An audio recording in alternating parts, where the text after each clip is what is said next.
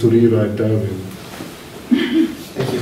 But I can give an example maybe of how, I mean, I keep saying that evolution has nothing to say about mechanisms, but I also said that evolution can give you certain clues about things. If you know that some particular trait evolved in a certain way, then it gives you a clue. For instance, one clue that I've been thinking about with others recently is about evolution of language.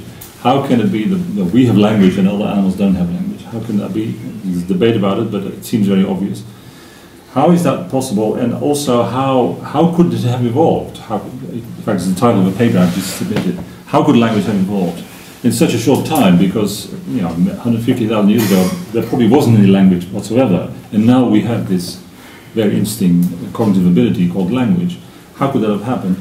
And then, so then you can get some clues from evolutionary history that if it's true, if you believe people like Ian Tattersall and others, that human evolution was very rapid, and it's very recently that Homo sapiens developed all these cultural habits, etc., and symbolic use of symbolism. How can it be the case then that we have language? And that gives us perhaps a clue about what the structure of language would be. So perhaps language is not the incredibly complex thing that we used to think it is, but maybe the core principles of language syntax are actually quite simple, as Chomsky has been saying for the last 20 years.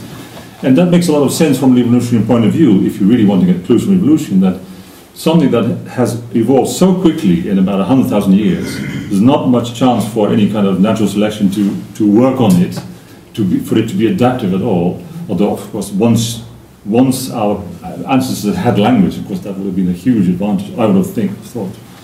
But that gives you a clue that maybe we're on the right track, or the linguists are on the right track by thinking of language as a fairly simple process of merge, or whatever you want to call it, a minimalist process.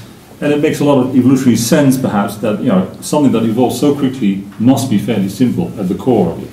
So that's the way, I'm trying to make a positive statement about evolutionary psychology, that where evolutionary history can give you good clues about how things might actually work, what the mechanisms are.